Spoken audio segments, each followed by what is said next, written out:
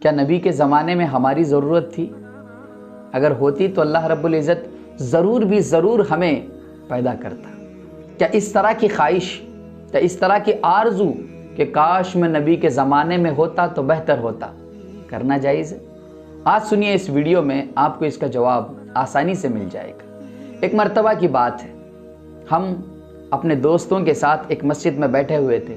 وہاں پر ہم صحابہ کرام رضوان اللہ تعالی علیہم اجمعین کی زندگی کو بیان کر رہے تھے، کس طرح سے حضرت علی المرتضی رضی اللہ عنہ نے خیبر کو فتح کیا، اور کس طرح سیدنا عمر بن خطاب رضی اللہ عنہ نے عدل و انصاف قائم کیا، اور کس طرح سیدنا خالد بن ولید رضی اللہ عنہ نے ایک ہی جنگ میں 9 یا 11 تلواریں اللہ رب العزت کے لیے توڑ دی جنگ کرتے ہوئے۔ تو یہ ساری چیزیں اور سارے قصے بیان ہو رہے تھے۔ بات ہماری آدھے گھنٹے سے 1 گھنٹے تک پہنچ چکی تھی۔ جیسے ہی ہماری بات ختم ہوئی، وہ شخص قریب آیا اور وہ کہنے لگا کہ مولانا صاحب، میں نے آپ کی باتیں سنی ہیں، یہ ابھی جو آپ بات کر رہے ہیں الحمدللہ میں نے سنی ہے، میرے دل و دماغ میں ایک چیز گردش کر رہی ہے۔ وہ چیز یہ ہے، میری آرزو ہے، میری تمنا ہے کہ کاش میں نبی کے زمانے میں پیدا ہوتا تو اچھا ہوتا، کاش میں ان کے کام تو آتا، کاش میں کسی صحابی کا غلام ہوتا، کاش میں حضور صلی اللہ علیہ وسلم کا کوئی ادنا غلام ہوتا۔ کیا اس طرح کی خواہشات کرنا جائز ہے؟ تو میں نے اس شخص کو جواب دیا کہ اللہ رب العزت بہتر جانتا ہے کہ کس شخص کو کس زمانے میں پیدا کرنا ہے۔ اگر آپ کی ضرورت صحابہ کرام رضوان اللہ تعالی علیہم اجمعین کے زمانے میں تھی، اگر آپ کی ضرورت حضور صلی اللہ علیہ وسلم کے زمانے میں ہوتی تو اللہ رب العزت آپ کو ضرور پیدا کرتا، کیونکہ ضرورت نہیں تھی اس لیے پیدا نہیں کیا۔ اور دوسری بات کہ یہ خواہش کرنا کہ کاش ہم ہوتے، تو اس میں 2 چیزیں نکل کر آتی ہیں۔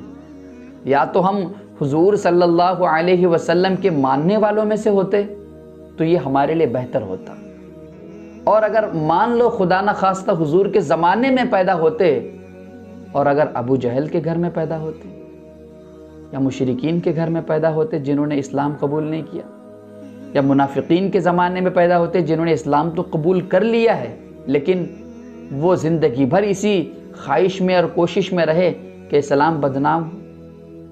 ان چیزوں پر بھی ہمیں غور کرنا چاہیے۔ اللہ نے جس حال میں، جس زمانے میں ہمیں پیدا کیا ہے، وہ زمانہ ہمارے لیے بہتر ہے، اور ہمیں کس چیز کی ضرورت ہے۔ آقا مدنی صلی اللہ علیہ وسلم نے ہماری شان میں حدیث فرمائی ہے کہ ایک جماعت آئے گی جو مجھے بغیر دیکھے اسلام قبول کرے گی اور میری تابعداری کرے گی، وہ میرے بھائی ہوں گے۔ حضور نے ہمیں بھائی کہا ہے، تو وہاں پر بیٹھے صحابہ کرام نے حضور سے کوشچن کیا، سوال کیا، حضور کیا ہم آپ کے بھائی نہیں ہیں؟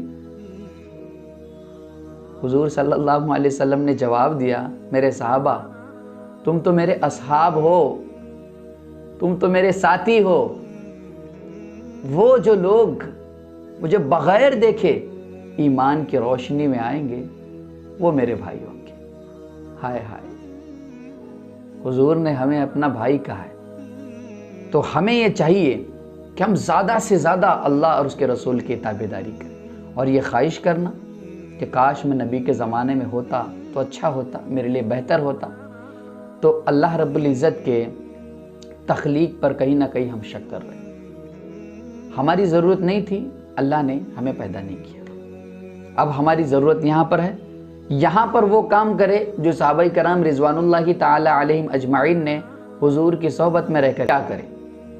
تو اب ہمیں یہ کرنا ہے، ہمارے سامنے تو پوری کی پوری صحابہ کرام کی زندگی موجود ہے۔ ہم نے بذات خود علی کو نہیں دیکھا، ہم نے بذات خود سیدنا عمر کو نہیں دیکھا، یا سیدنا علی المرتضی رضی اللہ عنہ کو نہیں دیکھا، یا صحابہ کرام کو ہم نے نہیں دیکھا، لیکن ان کی پوری زندگی الحمدللہ ہمارے پاس موجود ہے۔ ہم پڑھ سکتے ہیں، دیکھ سکتے ہیں، ہمارے سامنے ایک آئینہ ہے ان کی زندگی، ہم اپنے آپ کو سنوار سکتے ہیں، ان کے رنگ میں ڈھال سکتے ہیں اور اس طرح زندگی گزار سکتے ہیں۔ تو ہمیں چاہیے کہ ان کی زندگیوں کو پڑھے اور ان کی طرح زندگی بسر کرے۔ ہاں، کچھ چیزوں کی کمی ضرور محسوس ہوگی، یہ کہ حضور کا نہ ہونا یہ ہمیں خلل میں مبتلا کرے گا، لیکن اس حدیث کو آپ یاد کرو، آپ مسکرائیں گے کہ وہ میرے بھائی ہیں اور آپ میرے اصحاب ہو۔ حضور نے کبھی ہمیں تنہا نہیں چھوڑا۔ اللہ وہی ہے، رسول وہی ہے، قرآن وہی ہے، صحابہ اکرام کی زندگی آلریڈی ہمارے سامنے موجود ہے، بس ہمیں عمل کرنے کی ضرورت ہے۔